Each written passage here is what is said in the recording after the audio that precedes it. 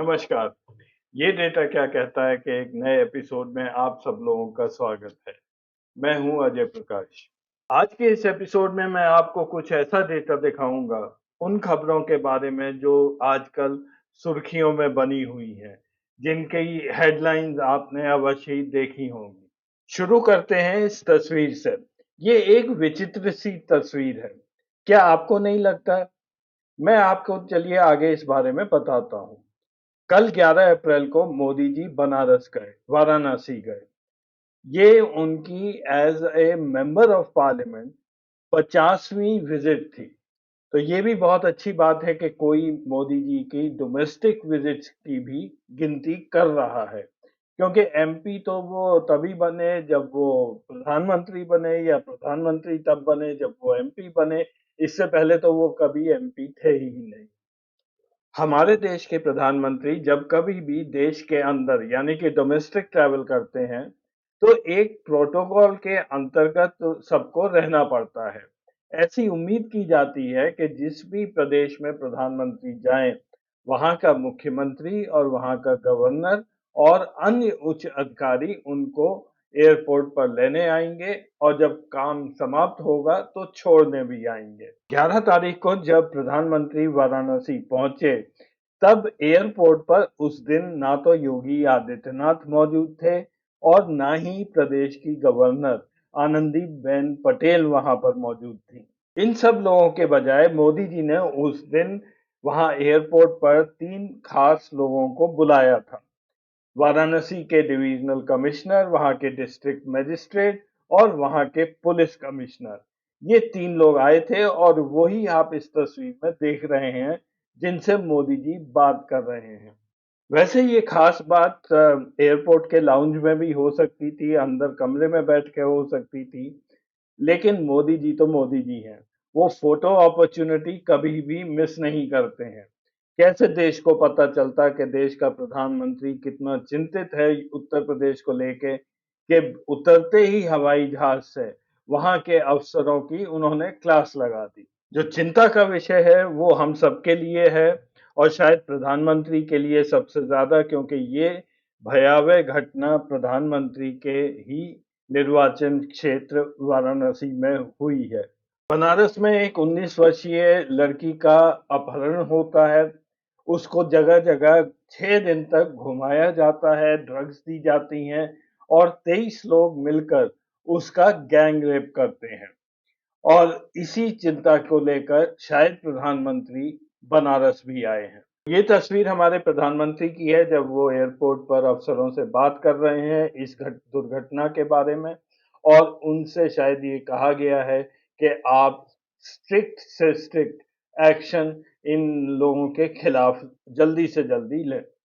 यहाँ तक तो सब ठीक है, लेकिन एक प्रश्न यहाँ बनता है कि प्रदेश के मुख्यमंत्री योगी आदित्यनाथ जी को क्यों नहीं बुलाया गया?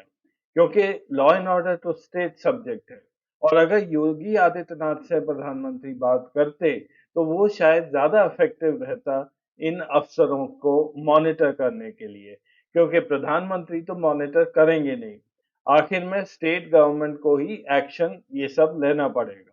प्रधानमंत्री मोदी ने जिस तरह से योगी आदित्यनाथ को इस पूरी घटनाक्रम में अलग रखा है, उसको लेकर विपक्ष के अखिलेश यादव ने काफी कड़े शब्दों में ये कहा, उत्तर प्रदेश की लॉ एंड ऑर्डर स्थिति इतनी गंभीर और खराब हो गई है कि प्रधानमंत्री को अब सीधे अफसरों से बात करना पड़ रहा है। उन्होंने एक तरह से योगी योगी आदित्यनाथ को किनारे लगा दिया है। अखिलेश यादव ने ये भी याद दिलाया कि बनारस में ये रेप की पहली घटना नहीं है। इससे पहले आईआईटी बीएचयू की एक छात्रा के संग भी दुर्व्यवहार हो चुका था। तो यहाँ की ओवरऑल जो law and order situation Uttar Pradesh की है, वो निरंतर खराब ही चल रही है। चलिए अब देखते हैं कि क्राइम अगेंस्ट वुमेन भारत में उसका क्या हाल है, खास करके उत्तर प्रदेश में। और इसके लिए मैं आपको दिखाता हूँ वो report national crime record bureau से, जो हर साल निकलती है, क्राइम इन इंडिया। आप ये रिपोर्ट एक्सेस कर सकते हैं, एनसीआरबी की साइट से। वहां पे लेटेस्ट रिपोर्ट है क्राइम इन इंडिया 2022। ये रिलीज हुई थी दिसंबर 2023 में। ज्यादातर क्राइम इन इंडिया रिपोर्ट सितंबर के महीने में रिलीज होती है पिछले वर्ष के लिए, लेकिन ये रिपोर्ट डिलेड थी। और ध्यान देने वाली बात यह है कि क्राइम इन इंडिया 2023 आज तक ये रिपोर्ट रिलीज ही नहीं की गई है मोदी सरकार द्वारा। वैसे तो मोदी सरकार में कई खूबियां हैं, लेकिन एक बात मैंने जरूर नोट की है कि जब भी डेटा इस सरकार के खिलाफ जाता है तो ये सरकार रिपोर्ट्स देना बंद कर देती है। तो शायद इसी वजह से, और ये मैं कह रहा हूं शायद, कि मोदी सरकार ने 2023 की क्राइम रिपोर्ट शायद इसलिए रिलीज नहीं की कि ये डेटा कुछ उनके लिए ठीक उन्हें नहीं लगा होगा। इस रिपोर्ट में चैप्टर 3A में क्राइम अगेंस्ट वुमेन लिस्टेड है, शायद पेज नंबर 211 पर। यहाँ पर डेटा मैंने कुछ स्टेट्स का सेलेक्ट किया है। ज्यादातर ये वो स्टेट्स हैं जहाँ पे क्राइम अगेंस्ट वुमेन सबसे ज्यादा है। जो फिगर एनसीआरबी रिपोर्ट करता है वो क्राइम पर लाख, प्रति लाख कितने क्राइम हुए हैं, वो फिगर यहाँ पर दिया हुआ है। सबसे ऊपर है हरियाणा 118 प्रति लाख, उसके बाद आता है तेलंगाना 117, राजस्थान 115 प्रति लाख, उड़ीसा 103, और सबसे ज्यादा क्राइम हमारे देश में दिल्ली में है 144 पर लाख। उत्तर प्रदेश, और ये स्टेट्स मैंने केवल कंपैरिजन के लिए यहाँ दिखाई हैं। उत्तर प्रदेश में जो फिगर रिपोर्टेड है क्राइम अगेंस्ट वुमेन का, वो है 58.6, 58.6। उत्तराखंड, उसके बगल का स्टेट, वहां 77, और वेस्ट बंगाल जो माना जाता है कि बहुत ही खराब है क्राइम में, वहां 71.8 केसेस हैं प्रति लाख। वैसे तो पिछले 3 साल में लगभग हर स्टेट में ये क्राइम बढ़ा है। अगर आप ये एक्चुअल नंबर्स देखें तो ये पहले 3 कॉलम में दिया है। हरियाणा में भी ये बढ़ा है, तेलंगाना में ये फिगर्स ऊपर गए हैं, उत्तर प्रदेश में भी ये बढ़ा है। लास्ट कॉलम में एक इंटरेस्टिंग डेटा है, वो है चार्ज शीटिंग रेट। ये पुलिस की एफिशिएंसी बताता है। हरियाणा में चार्ज शीटिंग रेट 57.2, लगभग आधे ही केस पुलिस चार्ज शीट करती है। तेलंगाना सबसे एफिशिएंट है चार्ज शीटिंग में 87.6। राजस्थान फिर से आधा ही चार्ज शीट होता है 54। उड़ीसा 71। यूपी में चार्ज शीटिंग रेट 75 दिखाया है। उत्तराखंड में 70। West Bengal most efficient state charge sheeting के लिए 92 पर लाख, और दिल्ली में चार्ज शीटिंग 72.6 प्रति लाख। अब नेशनल क्राइम रिकॉर्ड ब्यूरो हमारी प्रीमियम एजेंसी है, ये उन्होंने डेटा दिया है। उत्तर प्रदेश में क्राइम अगेंस्ट वुमेन काफी कम है, लेकिन बगल की ही स्टेट आप जंप कर जाइए देहरादून में, वहां 77 हो जाता है। राजस्थान जाइए बगल की स्टेट, वहां 115 हो जाता है। और हरियाणा एक और बगल की स्टेट है, वो ऑलमोस्ट टॉप करती है 118 पर। और दिल्ली जो कि नोएडा से जुड़ा हुआ है, वहां पे 144 केसेस प्रति लाख होते हैं। तो अब ये आपके ऊपर है कि आप यूपी के फिगर्स को विश्वास करेंगे या नहीं करेंगे। ये बीच में एक कॉलम मैंने रेड आउट की हुई है केवल इसलिए कि यहाँ पे ये डेटा गलत दिखाया गया है। पॉपुलेशन के फिगर्स दिए गए हैं, किसी ने शायद चेक नहीं किया है। ये बिल्कुल ही गलत फिगर्स यहाँ पर दिखाए गए हैं। यहाँ मैंने कई एआई टूल से भी ये प्रश्न किया कि हमारे देश में औरतों के खिलाफ क्राइम क्या कम हुए हैं। यहाँ पे मैं ग्रॉक का आंसर आपको दिखा रहा हूँ, जिसने ये बोला है कि एनसीआरबी का अगर आप डेटा लेंगे तो ये एक कॉम्प्लेक्स पिक्चर दिखाता है। यहाँ पे क्राइम फ्लक्चुएशंस होते रहते हैं, किसी साल में ये कम होता है और किसी साल में ये बढ़ जाता है। ओवरऑल 2014 से और 2022 के बीच में लगभग क्राइम अगेंस्ट वुमेन 31% से बढ़े हैं।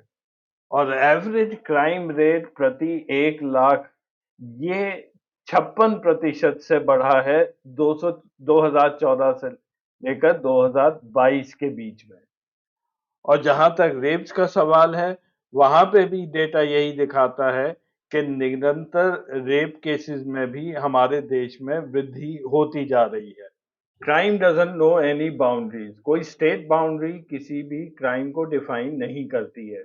ऐसा हो नहीं सकता कि मध्य प्रदेश में क्राइम ज़्यादा हो, बिहार में ज़्यादा हो और यूपी में एकदम कम हो जाए।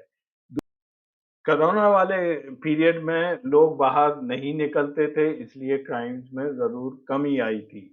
लेकिन इसको छोड़ के अगर कोई ये कहे कि क्राइम किसी स्टेट में एकदम से कम हो गया, अगले साल बढ़ गया, तो ये डेटा में देखना पड़ेगा कि वाक़ई ये ऐसा है या ऐसा दिखाया जा रहा है। आगे बढ़ने से पहले आप सब लोगों से निवेदन है कि अगर आपने अभी तक चैनल को सब्सक्राइब नहीं किया है, तो कृपया चैनल को सब्सक्राइब अवश्य करें। आपका सहयोग हमारे लिए बहुत आवश्यक है। धन्यवाद। आज का एपिसोड मैं इन नेताजी के बयानों को लेकर खत्म करूंगा। ये हैं पीयूष गोयल जी, सभी जानते हैं। ये वेद प्रकाश गोयल के सुपुत्र हैं। वेद प्रकाश गोयल अटल बिहारी वाजपेयी की सरकार में मंत्री रह चुके हैं और ये डायनेस्टिक पॉलिटिक्स की वजह से आज यहाँ नहीं है। ये ऐसा अपने मानते हैं कि अपने बलबूते पर यहाँ पर आए हैं। पेशे से ये चार्टर्ड अकाउंटेंट हैं और मंत्री ये रेल के भी रह चुके हैं और अब union minister of commerce and industry हैं। कहने को तो इस समय इनकी सीट सबसे गर्म होनी चाहिए थी, ये हॉट सीट में है, लेकिन ये अपने दोनों हाथ जेब में रख के इधर-उधर घूम रहे हैं और अजीब-अजीब टिप्पणियां एज यूजुअल ये करते जा रहे हैं। आपको याद होगा कि जब जेफ बेजोस इंडिया आए थे तब इन्होंने ये कहा था कि हमें आपके 2 बिलियन डॉलर इन्वेस्टमेंट की जरूरत नहीं है। अगले ही दिन पीएमओ ने कुछ शायद फटकार लगाई, इन्होंने जाके जेफ बेजोस से एक तरह की माफी भी मांग ली थी। फिर इनका एक स्टेटमेंट आया था कोरोना के दिनों में कि भारत में कोरोना के दिनों में कोई भी व्यक्ति भूख से पीड़ित नहीं रहा है। इसके बाद इनका अच्छा खासा बुरा हाल हुआ था इंटरनेट के ऊपर। और फिर इन्होंने पिछले साल एक स्टेटमेंट दिया कि we don't want more Madhavans. Madhavan था जो थ्री इडियट्स में जो रोल माधवन ने किया था, उसको लेकर कि हमें ऐसे लोग नहीं चाहिए जिनके माँ बाप जबरदस्ती उन्हें इंजीनियर बनाते हैं। हम स्किल डेवलपमेंट करते हैं कि अगर कोई फोटोग्राफर है तो वो फोटोग्राफी करेगा। शायद ये भूल चुके थे कि मोदी सरकार की जो फ्लैगशिप स्कीम थी स्किल इंडिया, वो काफी खस्ता हालत में चल रही थी। और ये बात आप इंटरनेट पर भी देख सकते हैं, प्लेसमेंट्स हुए नहीं अप्रेंटिस के। और ये भूल गए कि अभी फरवरी में जब नया बजट आया है तो मोदी जी ने स्किल इंडिया जो स्कीम थी उसको बिल्कुल ही रिवैम्प और रीस्ट्रक्चरिंग करना शुरू कर दिया है। पिछली स्कीम एकदम फेल हो चुकी थी।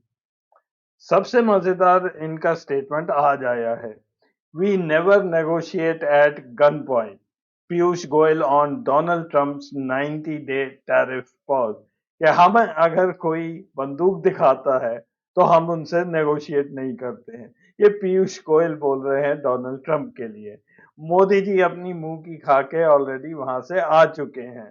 और यही नहीं, पीयूष गोयल मार्च के शुरू में ये गए थे यूएस वहां पे नेगोशिएट करने, और ये 5 दिन तक इस इनसे कोई वहां पर मिला नहीं। 5वें दिन यहाँ के ट्रेड रिप्रेजेंटेटिव यूएस के, उन्होंने इनसे छोटी सी मीटिंग की और ये वापस आ गए। वापस आके कोई स्टेटमेंट इनकी तरफ से नहीं दिया गया, कोई स्टेटमेंट सरकार की तरफ से नहीं दिया गया। उससे कुछ दिन पहले निर्मला सीतारामन जी ने कहा था कि पीयूष गोयल को आने दीजिए, वो वहां पे मदर ऑफ ऑल डील्स करके आ रहे हैं।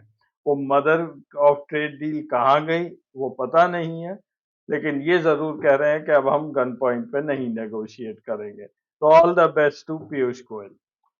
वैसे अगर इस समय भारत का कोई और minister of industry and commerce होता, तो आप खुद अंदाजा लगा लीजिए कि इस समय उसके सर पर कितना बड़ा भार होना था, कितनी टेंशन होनी थी उस मिनिस्ट्री में कि जितना भी हमारा ट्रेड सरप्लस है 45 बिलियन डॉलर का यूएस से, वो खतरे में है। और उसको बचाने के लिए दिन-रात काम हम लोग कर रहे होते। लेकिन ना तो मोदी जी को इसमें इसमें चिंता है, वो थाईलैंड जा रहे हैं, श्रीलंका जा रहे हैं, मॉरिशस जा रहे हैं और उनके मंत्री अजीब-अजीब से स्टेटमेंट्स देते जा रहे हैं। तो देखने के लिए धन्यवाद। अगले हफ्ते फिर मिलेंगे कुछ नया डेटा लेकर। तब तक के लिए नमस्कार।